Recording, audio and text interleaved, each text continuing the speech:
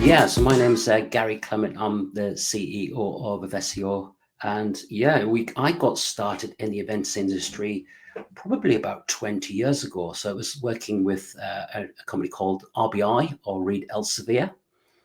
And yeah, it was a bit of a strange introduction into the events industry, whereby this particular company had just started off doing events. And rightly or wrongly, I just said, yeah, don't worry, I can build you something to manage that online. And that's how my journey started in the events industry. And then born from that was Evessio, when I got together with Paul Schnell and Tom Howie. Paul, the CTO, he came from a background of Citrix, very data driven, fantastic technology base.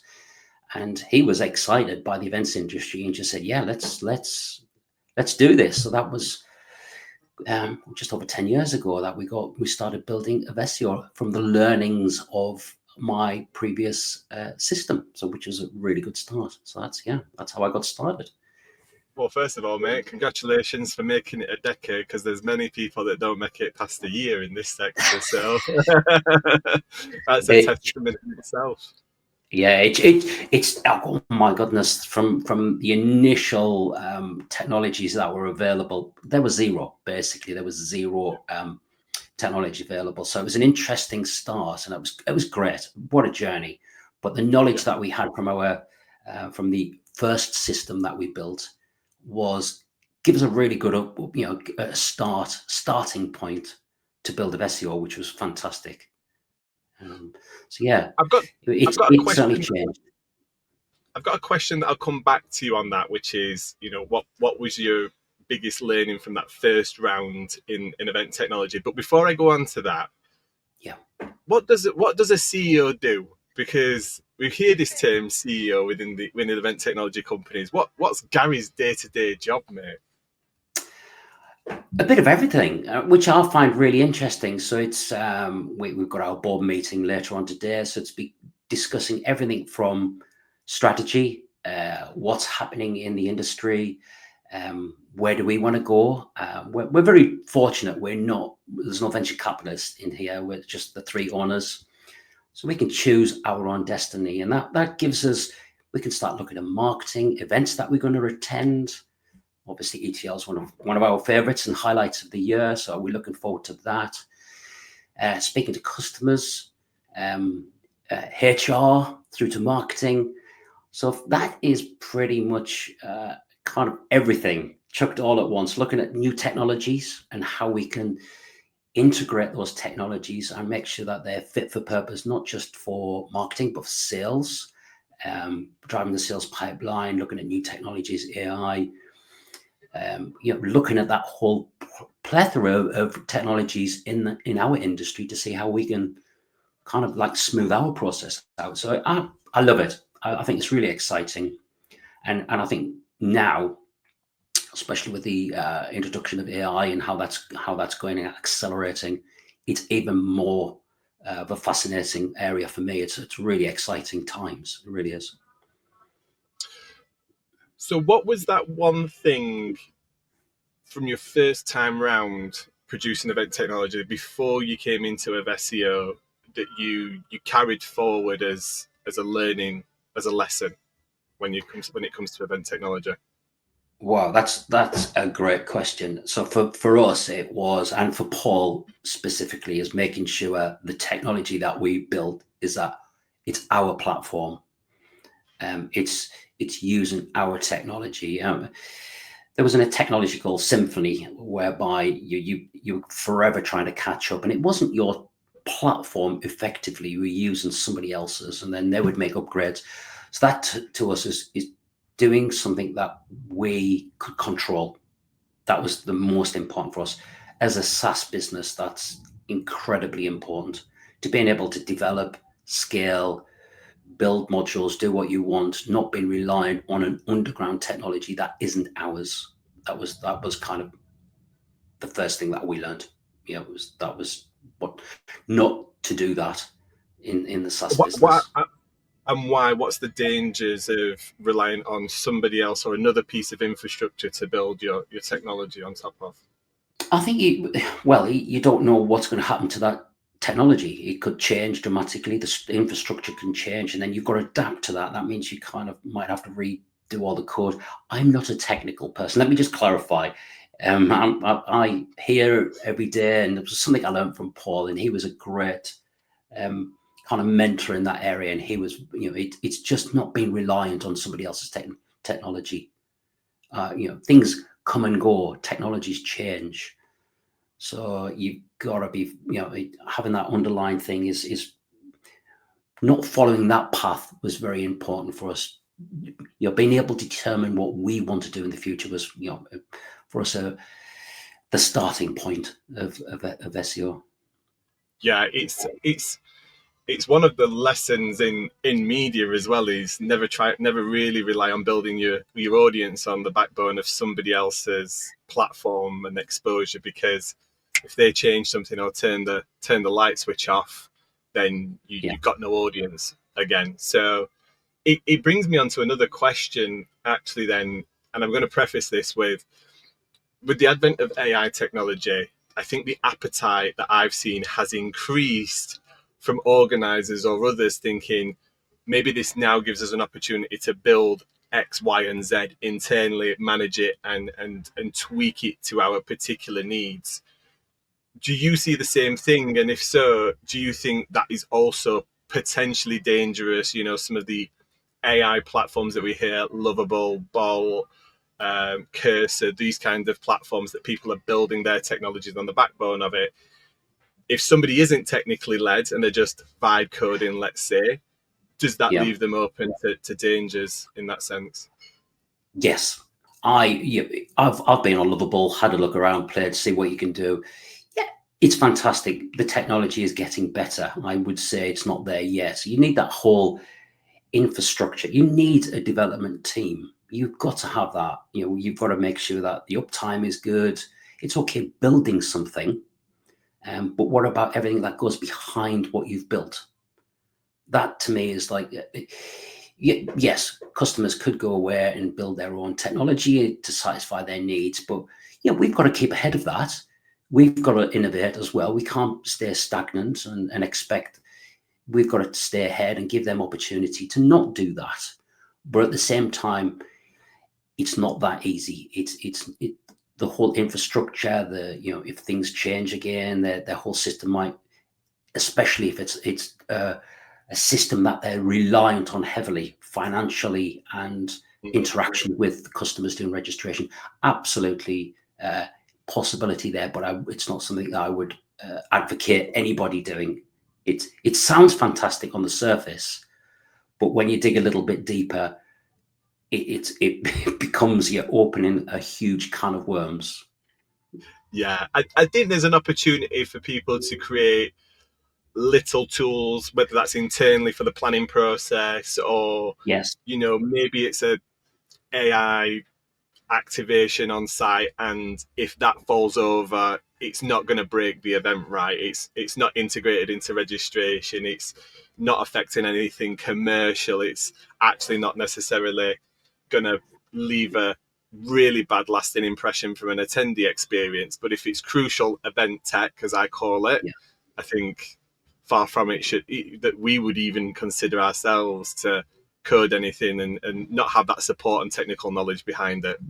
For me, I always say to customers, do what you're best at doing. You're best at Yeah. organizing events, right? I mean, when we first started, we had customers that would say, well, we've got our own system. And we said, fine, okay, that's all well and good, that's great. But then a year or two later, they come back to us and say, can we have a little bit of a chat, please? And so absolutely, we're open to that, because that system has its end of life. They're changing. I would totally agree with you that I think it's really a fantastic time where people can develop little add-ons that's going to enhance the product that we have or they have. And I think that's where the wins are. Building something which is an incredibly complex platform requires the services behind it to be able to keep it up to speed, keep up with technology. I would say that's a bridge too far for companies. I think, yeah, you hit the nail on the head for me. Is building things now, and some of our customers are doing that, which I think is fantastic. Building those little niche bits that are going to give them new revenue streams or enhance what they're actually doing. Do what you know best. You can't fix everything for everybody. Do what you know best.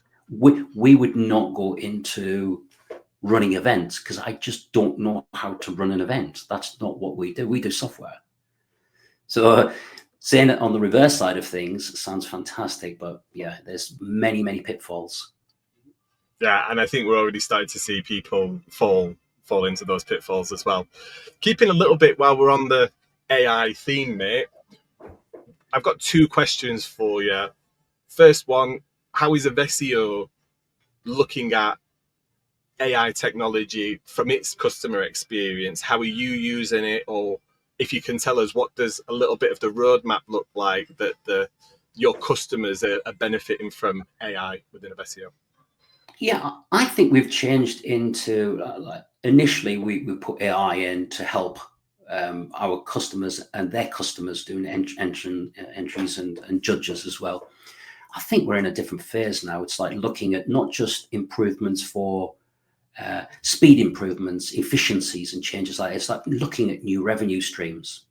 How can we now use this technology to save time, but then open up new revenue streams for our customers? And that to me is really exciting. And I think one is kind of the back end of within awards, you have so much data, and how that data is effectively entrants do their entry, and then I'll say the olden days, it's probably still relevant now, is you do the entry, you have a ceremony, and it finishes. Well, that's changing now with AI, because then you can do lots of reports, which you can then do back to entrants for benchmarking, so they can feel as if they've had some sort of engagement with that particular event. But then how can you do that for judges? How can you do that for sponsors?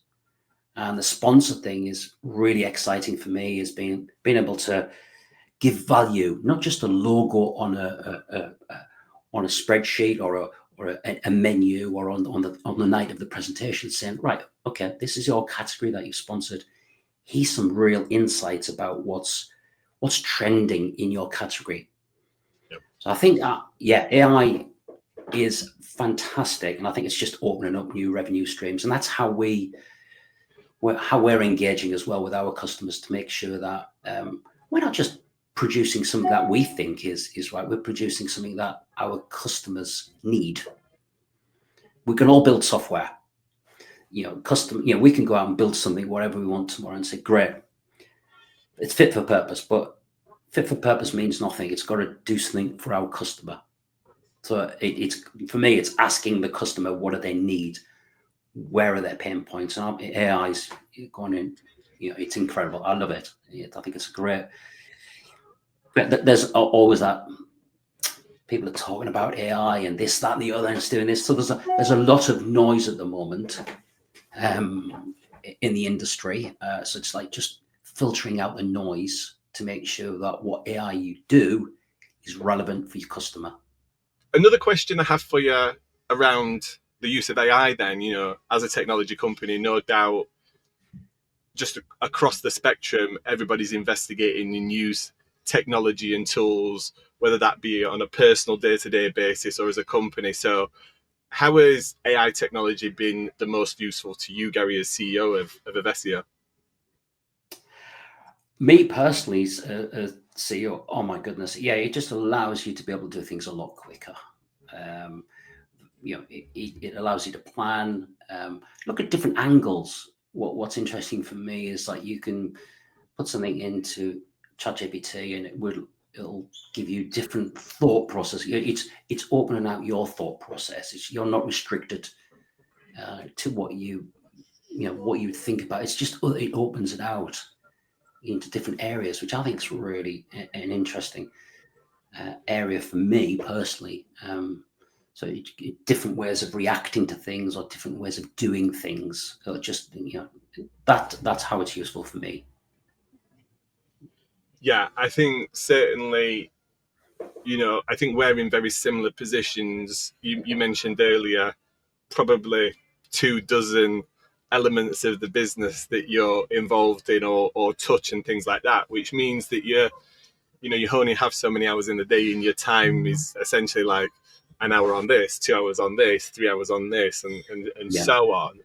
And I feel it's not necessarily that it's allowing you to do a 16-hour day in an 8-hour day, but what it is allowing you to do is move quicker through the cycle of, let's say, the year, so that you can move the needle quicker in terms of growth and strategy and execution and things like that. So you're still doing, hopefully, well, we know CEOs, we don't do 8-hour days, we probably still do 16-hour days, but rather than it taking essentially a year to achieve something, that yeah, cycle is in some ways being shortened to maybe 6 or even 3 months kind of thing. That's how I'm seeing the impact of it. yeah. I would totally agree with that. I think for me, it just, like I said earlier on, it just opens up that different way of thinking, give Yeah. you different perspective, different points, different ways of achieving something that things that you've never thought about, and it's like, oh, that's quite an interesting avenue to go down. You know, what happens if we put that information in the chart? What do you get back from the results from that? So it's, yeah, I think it's like having a few brains, isn't it, in the same room? It's almost like you're having a whiteboard with other people, and that's what I find quite interesting. Do you find it's also the fourth impartial person in the room when you're having conversations with Paul and Tom, and kind of like, well, let's see what the impartial person decides Yeah, and who it sides with? yeah. Sneakily put something into ChatGPT while you're having a board meeting. Yeah, I might do that this afternoon. Yeah, yeah. I think no, that's a good point. I think you could. It gives you a balanced view as Yeah. well, and I think we're all we all have our own opinion. We all think what's right, and I think it just gives it opens, like I said, it opens you up to a different way of thinking, which Yeah. is useful. Yeah. But I'm definitely going to use that in the board meeting. But, I've used it on the wife more than once. I hasten yeah, even she uses it now on me though, so I will give her that caveat. Um, you said right at the top, it's been 10 years of SEO has been in the industry supporting awards and the awards organisers deliver their events. What do you think? How do you think the awards industry has evolved over those 10 years? I think it's changed from well, reliance on spreadsheets, managing entries and our whole data process. The use of software now is an integral part of any awards process, and we're taking that next step now is using the data. So it's not just that entries, submission, judging, and an award ceremony. It's that longevity now. All your community giving entrants really actionable feedback, constructive feedback from judges to encourage them to come back next year and re-enter. Um, and data, and the data is an incredible side of things. There's so much data within awards entry that you can now analyze using AI, and that's going to further help entrants, judges, sponsors, organizers in that whole process. So yeah, it's different now from what it used to be when we first built Evessio, by facilitating that entry process and making it, taken away from a spreadsheet to a more automated process. Mm. But now we're taking that next jump into the next era, which is really exciting. And I see it also, full caveat being or full disclosure, being a SEO customer. That's a real differentiator then as an awards organizer, when you're able to provide your sponsors and your entrants that feedback. Because no doubt the companies that enter my awards will also enter other industry awards or external awards in other sectors and other verticals. Yeah, And if I'm able to provide them something that all of those other awards are currently not, then yeah, that's a lasting impression and added value that's a differentiator going into the next season and the next cycle, to say, well, if we're going to do anything, let's do Adams. Adams at the top of the list because we also got X, Y, and Z, even if we didn't win, right? And I think I, that's the biggest thing is that value, even if somebody didn't win on the night. yeah, and I think we enter awards, we do all around the world, and it's quite interesting the different way that people manage. And I think it, you would do a submission, and then all of a Mm. sudden you'd make the short list, but you didn't win, which is absolutely fine. But there was no tangible, what the judges thought about you, which areas were stronger than others. Where do you think you could improve within your entry? And for me, that's really important when it comes to an organizer, because you want to keep them, the entrant, focused on your event and not anybody else's. So it's retention, brand awareness. So for me, these feedback or benchmarking is an important part of that whole process, as well as selling seats or tickets for the event or however the event is managed. So that for me is really important, and then that extends itself into the entrance being able to do key things, being able to do on social media. So what are they strong at? Where are their weaknesses, and where can they improve? Is incredible. That tangible feedback is so important. So you mentioned previously that the value to organisers was beyond that feedback and the ability to look at that data and look at creating new additional revenue streams, because the traditional revenue streams for an event organizer has been entries, headline sponsorship, category sponsorship, tables, and tickets. Yeah. What else are organizers now being able to uncover and generate revenue from using that data? So anything from for a particular category, it could be generated for the sponsor to see what the key highlights are from that particular category. If you've got sponsor category, sponsors that sponsor categories, or if you've got like an overall event sponsor for all the categories, you can do kind of like key top 10 entries from all the categories. What are they?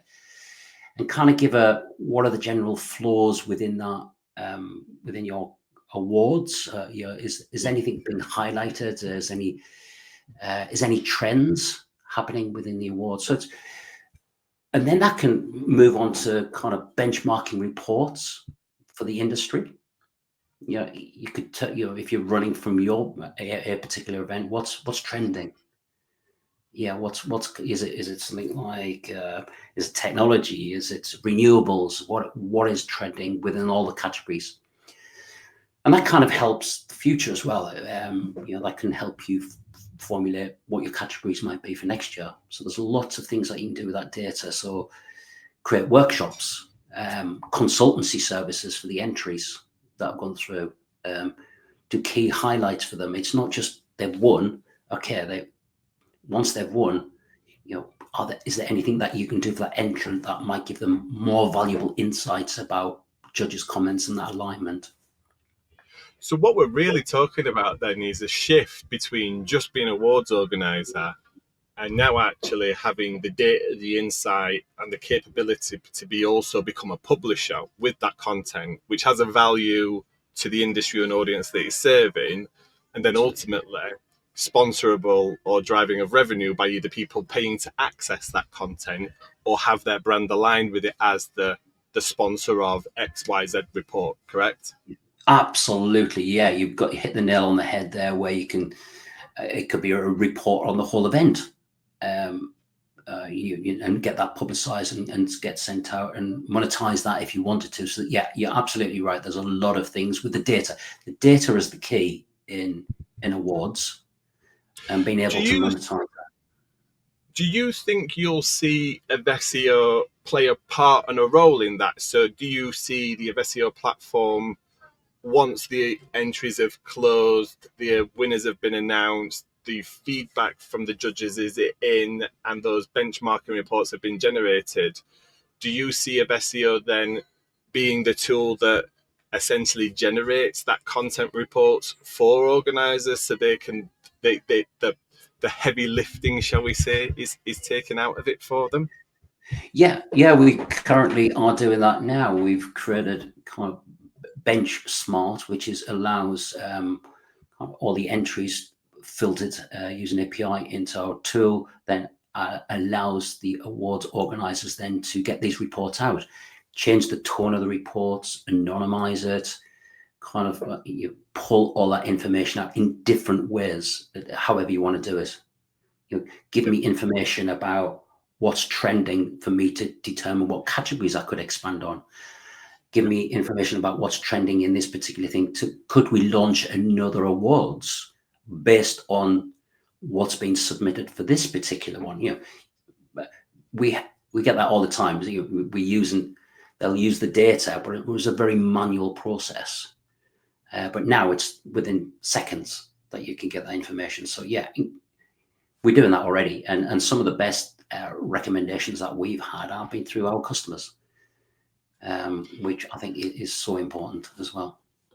See, as somebody that's both a media and an events owner that also produces reports for the industry, what'd be really interesting for me to see as a customer is Evessio do everything that you've done, Jay, everything that you've just explained, but also allow me to create some thought leadership content by asking the judges a set of specific questions, because they're generally the industry leaders, the thought leaders in the market, the experienced ones, the ones that would generally be top of line to be interviewed in any type of content or article around a particular topic. And even maybe also ask some additional questions of the companies that are entering, because then you're changing that content from being data-led to also an additional value of being thought leadership-led as well. And I think that combination could be super, super powerful. And if people are already in the platform and they're already either responding through voice or typing these responses anyway, kind of makes sense to capture that insight there and then. Totally agree. I think some of the things it's not a case of re-educating. Apologies. It's just informing judges to give more information back when they're judging. It's like, for example, you could ask the judges, do you feel within the category that you've been judging, is there anything missing? What do you think is missing from all of the submissions? So then they've got it. For me, judges are so important for awards. AI will never replace judges. Judges, peers within the industry will always go to an award, and to be judged by these people is so important. But they can give valuable feedback as well. Feedback for the entrant, but feedback to the organizer. So I think, there's lots of interesting things that we are doing now with existing customers, but it's getting, as the usual, it's getting it out, getting that word out, getting people to understand what they can do with the data is pretty cool. So you've also done awards, Gary, I know, and there's a plethora of reasons why people judge awards: a passion for a sector, a label of they see the value in the visibility and the alignment with the rest of their business. They want to give back, all these kind of things. But let's be honest, often those judging roles go unpaid. So there's not a financial incentive there. Maybe some get a brown paper bag. I don't know. That's for others to decide. But what tactics do you think an organizer can use to really encourage judges to give that feedback? Because we've had wildly different experiences over the last 13, 14 years of running the Event Technology Awards. Some years we get loads of feedback, other years we get almost none. And it's a really, that's something that we all know is super, super valuable to the entrants and the shortlisted companies. But in your opinion, what do you think we can do there to incentivize judges to give feedback? Well, one of the so we've got to, I totally agree that we've got to incentivize judges, and I've seen comments where they're just one-liners or very little information in there, and you want them to expand a little bit. Judges are kind of time constrained; they're really important. Industry leaders or the thought leaders within that industry. That's why they judge.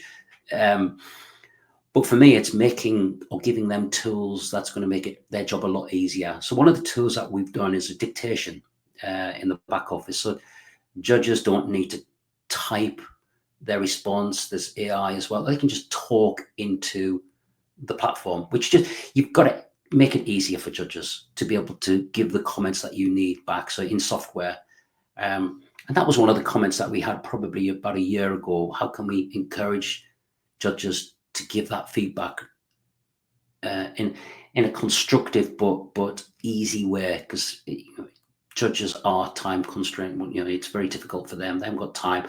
There can be lots of entries in some of the categories.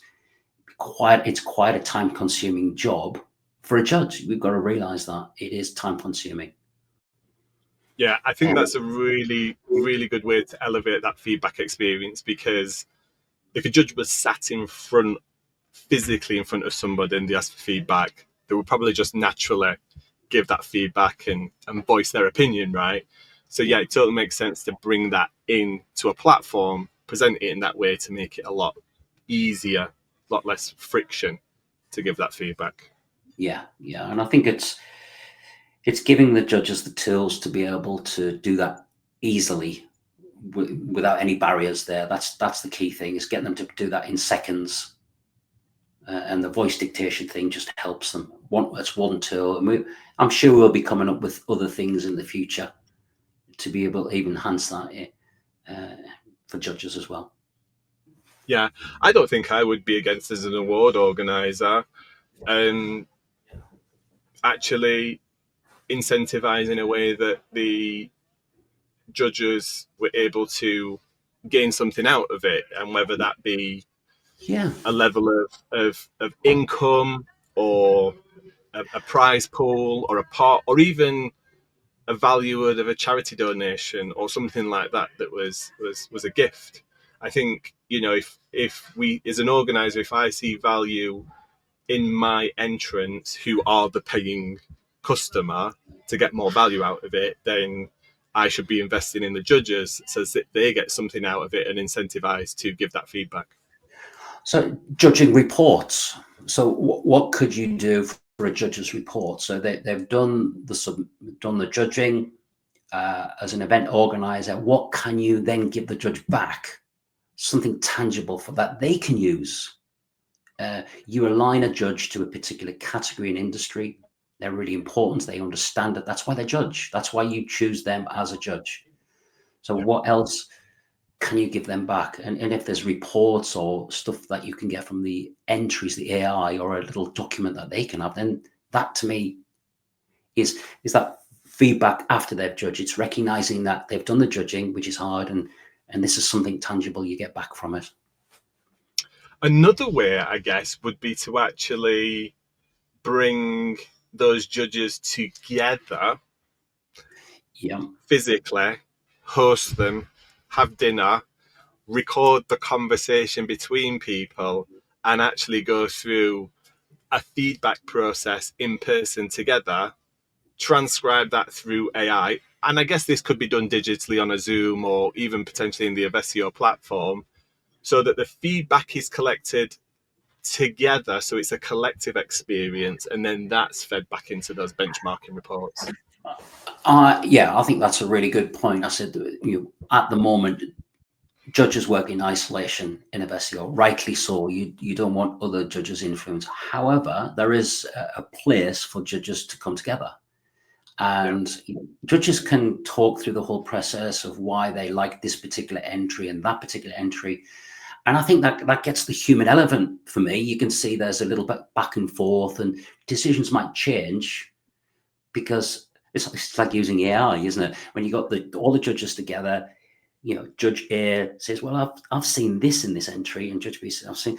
Then there's a kind of a collective understanding, and then they'll go, right, well, I think entry C is the winner, and they all agree. I think there's an human element as well. I like that, and there's quite a few awards still do that process, which is really good.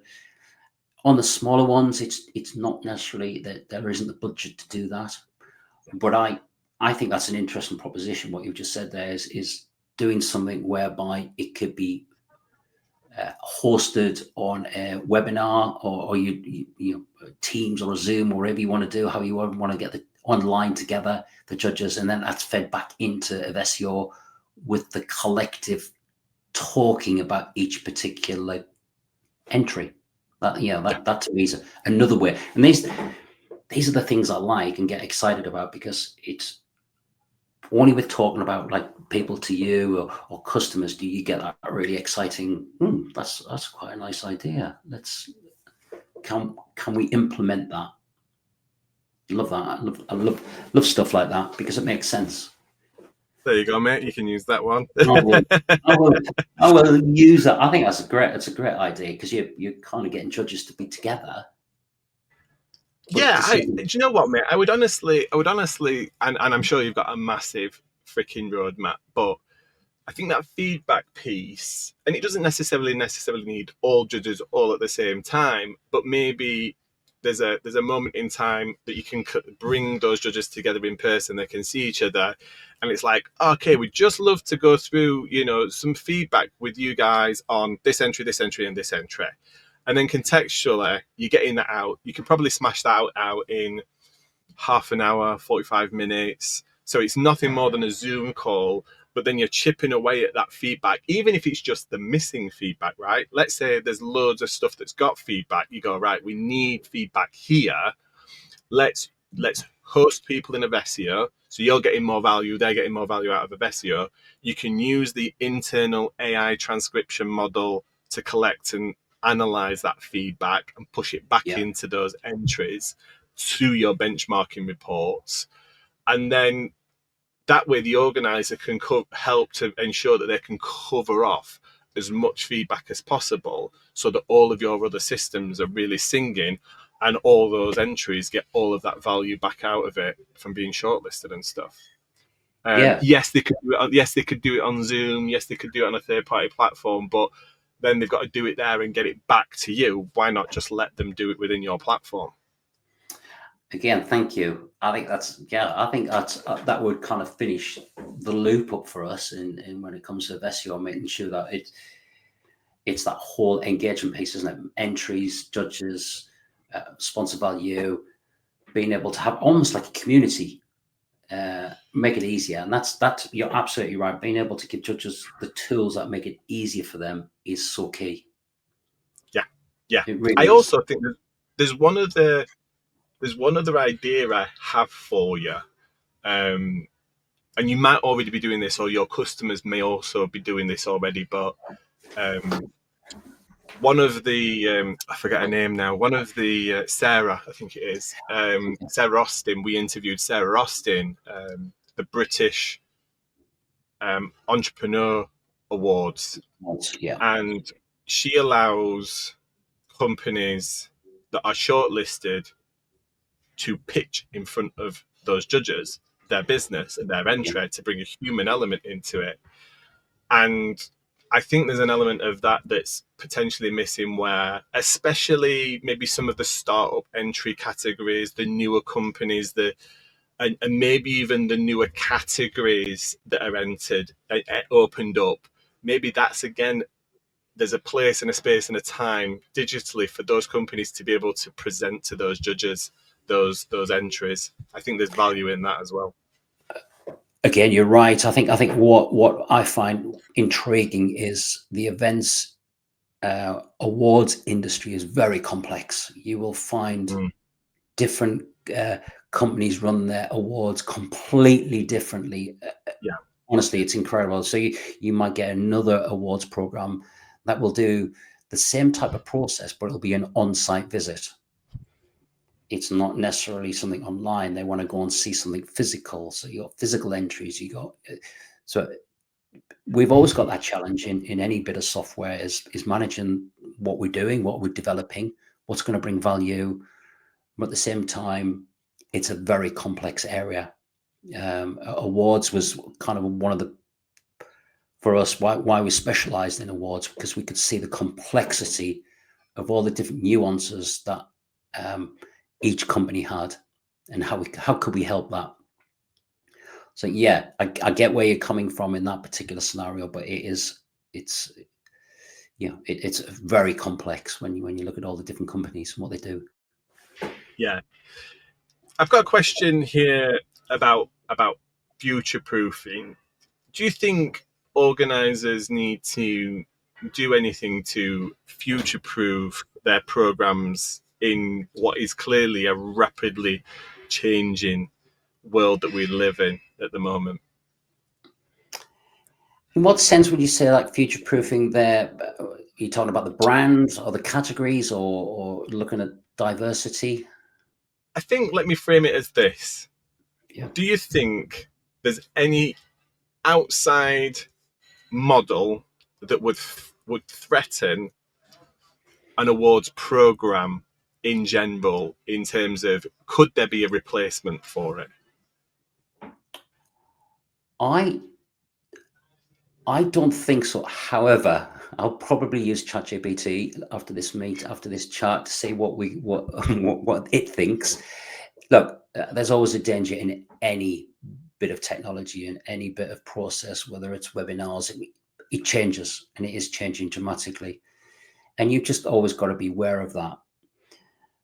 Whether there's anything that's in danger, no. I think that there's a lot of different dangers when it comes to price, and we've seen the explosion of cost, how it is quite expensive to run an event now. Ticket prices, table prices.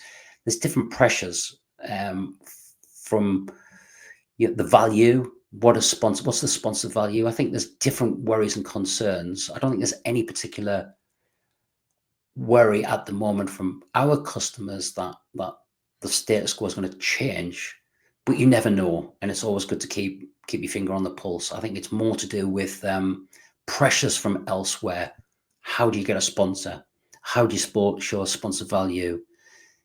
Cost increases, new categories, new awards. Where do they come from? So there's different things at different times. Yeah. Again, I think in the just off this is, I mean, you can include this, but within the awards report, I think we've actually come up with a strategic calculation of how you can ensure that an awards program essentially can't fail. And if you look at the history of awards, especially in really tough economic times where marketing spend and budget is cut in terms of these types of things, actually awards tend to be really robust and really resilient to the impact of an economic downturn, a cut in awards programs, and actually after those times almost also see an uplift in that period as well. Yeah, our customers said exactly the same, is that they were the most robust thing in their whole strategy, purely because we just consume different things at different times, and certain how we consume webinars and how it's changed. But something like an award ceremony is all about people. It's people, so people come together to celebrate, and that, in my opinion, won't change. There's going to be it will change in different ways, but as a company, it's not going to change, because that's what people do. They like to get together. It's like going to a concert. You can't experience a concert online. You have to be there. It's just not the same. As a follow-on question for that, then, do you think a virtual award ceremony, a digital award ceremony, can be a successful model? Because we also live in a world that is highly connected digitally and global in so many instances, and there's an element of time, money, logistics, and also an element of sustainability for certain companies when it comes to attending things in person. So do you think a digital or virtual award ceremony can be a valid and viable program? I think it can be for certain awards. I don't think it's certainly viable for a lot of awards. I think you can extend the reach. So if you've got an event which is kind of a global event, it's doable. But when you've got something which, if you're trying to engage with people, it becomes very difficult. You're kind of passive. You're sitting behind a screen. You don't get the atmosphere, and that engagement is really difficult. I've seen a few events that have succeeded, but generally it is quite a difficult one and not to crack. It really is. So that's why I think live events for awards, particularly, and exhibitions, will always be the same. It's not going to Yeah. change. You, You said in previously in this interview that you're more than happy to stay in your lane and not become an awards organizer, an event organizer, and that's a reason for those people to also do what they do best. But let yeah. me ask you this question: having seen all the awards and businesses and entries and judges and judging processes and things like that, if you were to launch your own awards program tomorrow, who would it be to recognise, and what would be the format? I wouldn't. I wouldn't do it. Answer. I would not do it in a million years. I see the stress that our customers, it's one of the most stressful jobs to organize an event and an awards, and I would not run one. Um, not for a million years. It's a hard job to do. Saying that, what would I do? I've got a passion for design. So if it was me, it would be anything on design. That's just me and my passion. So we've got a few awards that work in the design and packaging area, and I love those. I love seeing what's happening there. But absolutely no, never do it. Never do it, Adam. There's no chance I would do that. I think there's something you've said there which I think is so true of any event of any type that is successful, ultimately long term. Yeah, And that is that the individual founder, team, or whoever's running or behind it has to, at some level, have an interest at it and at best have a passion for it. Because when it is tough, it's that interest and passion that actually is the golden nugget to making these things sustainable and long term and viable. Because if you're just coming at it from a commercial aspect, then I think people also quite they see through it and they yeah, see the hollowness of it. They see the X of X awards launched, and it's kind of like, oh right, is there really value in that then as a program, or is it literally just to sell some bums on seats? yeah. I mean, from my point of view, Evessio is our baby, Mm. and we love the industry. It's up and down the industry, as we all know, but as what we do, we love it. It's great, connecting, the excitement, understanding the different events that happen. Yeah, it's one of those things. I just love awards. Going to sponsoring awards, going to awards. It fascinates me to see the different types of awards that happen, which work and which don't. Would I organize one? Absolutely not. But at the same time, I love the industry. The events industry is a good industry, difficult, but it's a good industry to be in. Yeah, Uh, I want to change tact and angle ever so slightly for the last part. yeah, As a founder of an event technology business, what's your advice, or how have you stayed focused within your niche? Because I would imagine that it's very tempting to be working with some fantastic companies, Haymarket, ourselves, etc., yeah, and see the other technologies that those organizations are also investing in, which are not too far away from what Evessio does. You yourself have registration solutions, a surveying solution, essentially. You can do a lot of what of these other companies successfully also do. What's your advice to other companies to, I guess, stay focused, stay in the lane, and not get um, scope creep? I think is the technical term, isn't it? yeah. Focus on what you're good at. Is like in constant. Don't be. Sometimes you might fall into the trap of chasing the money, because on a startup you're looking after revenue. You want to keep progressing, but if somebody's offering something that is not really what you want to do, you've got to really think: is there value in you doing that for them? Are you going to get value in the future? You've got to really take a hard look at what you are doing and what you're building. So you've got to be really that motorway. Don't keep on going and believe in what you're doing. That to me is is key. Let those other technologies do what they're doing, and they'll do it really good. Don't be sidetracked by that, because then it'll take the focus on what you want to achieve. You've got to really stay focused. That's been our key, is staying focused on what we do best. Awards. Yes, we can do conferences.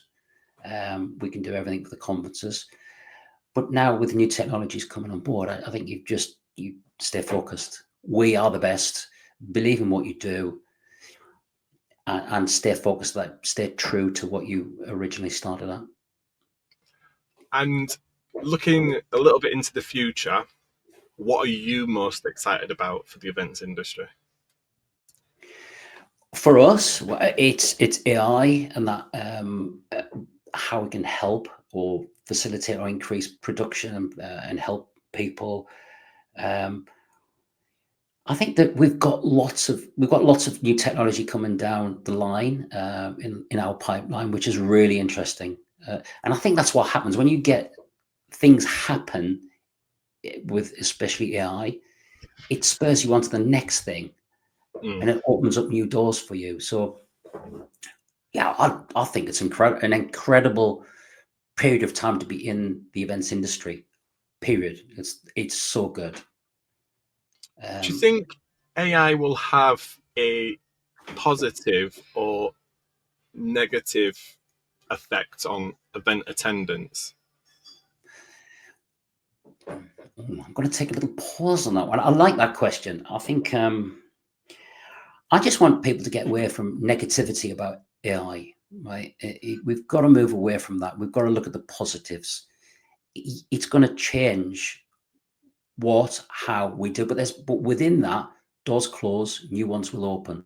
There'll be opportunity. Let's not look at this as a negative. It might have an impact. It probably will, but at the same time, there'll be some positive out of it. So what is that positive? So if you're launching something, you're an entrepreneur, you're doing something, now is the time within the next 2 years to be able to do something which is, you need to be able to adapt quickly and change. So do you think then that people will look back fondly and nostalgic on organising their awards on a spreadsheet? Is that what you're saying? Yeah, it will be like that. It will, but I think it's progress. Don't think what is ahead of us is negative. To me, look at it as a positive. Yeah. Yeah, Yeah. and I think I that to think me is, yeah. I think most negativities I see specifically around technology, and I think this goes for any topic, is an opinion founded on most likely a lack of knowledge, experience, a fear of it through that lack of knowledge and experience, because they don't know how it will impact them or the opportunities it presents or how they themselves navigate maybe a changing role as a job or a career and things like that.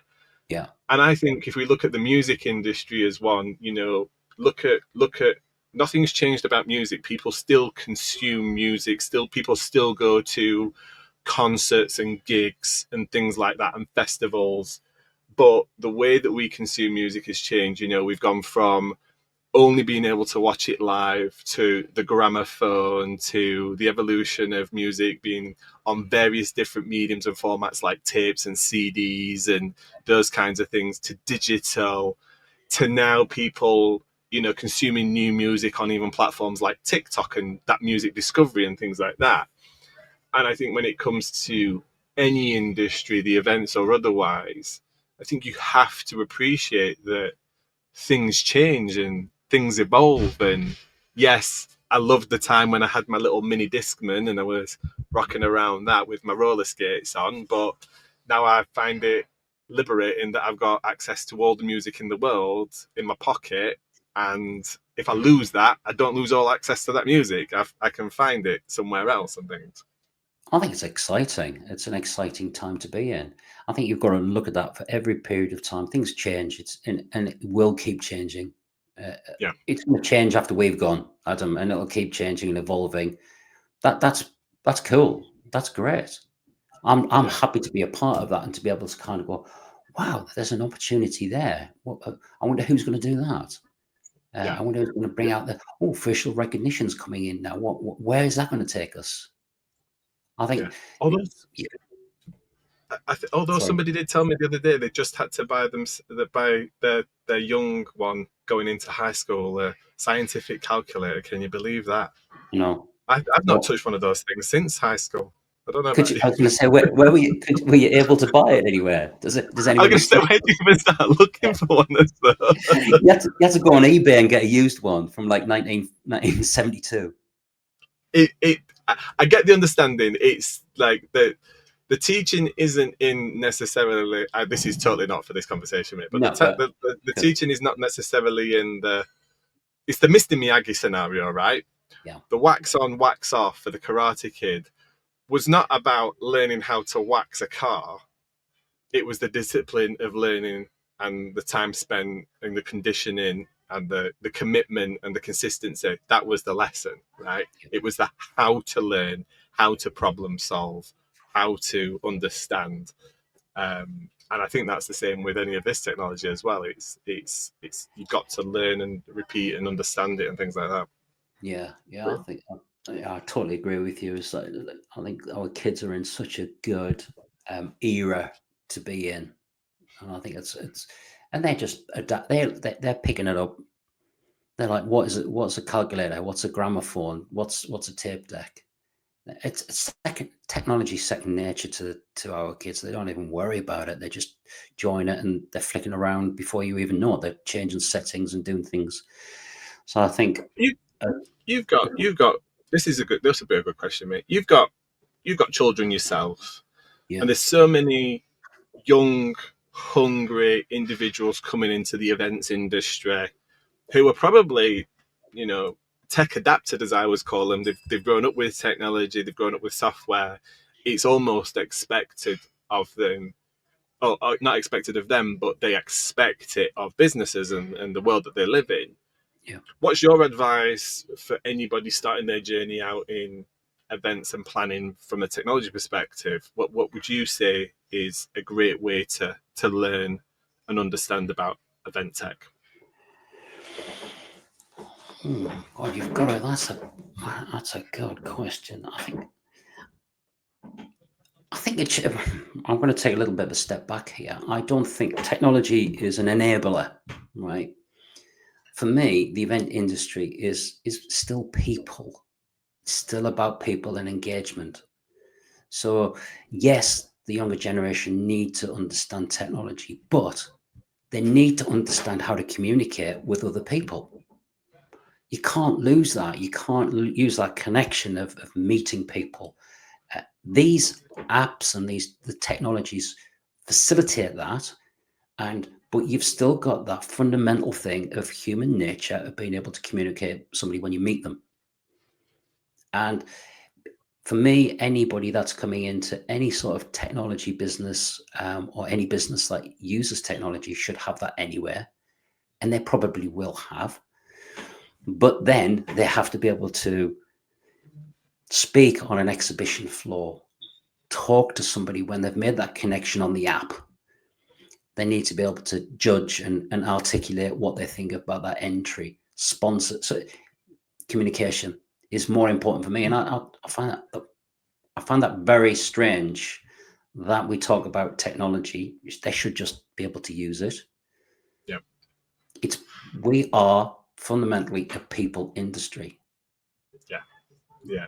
I think Uh, that's great advice, actually. And probably myself, I would say that success can sometimes be very much down to your ability to be able to build relationships and speak to other people and network and things like that, right? Isn't it? yeah, We've probably both seen it ourselves. People that are extremely intellectual, know their job, but maybe lack those soft skills, and that's actually a hindrance to them themselves progressing and yeah, going on to bigger and better things. Whereas others that are probably less able than them just have a better, shall we say, gift of the gab, and yeah. they're the ones that end up progressing and opportunities present themselves and they take hold of those. Yeah, communication is key for me. Yeah, you're right. You can have the best idea in the world, but if you can't speak to customers, articulate to people, and communicate with people, then where does your software go? Yeah. People buy from people, and that to me is so fundamental within our industry. Is that you communicate, you go on a journey together with your customers. That to me is so intrinsic in our industry. 1, 2,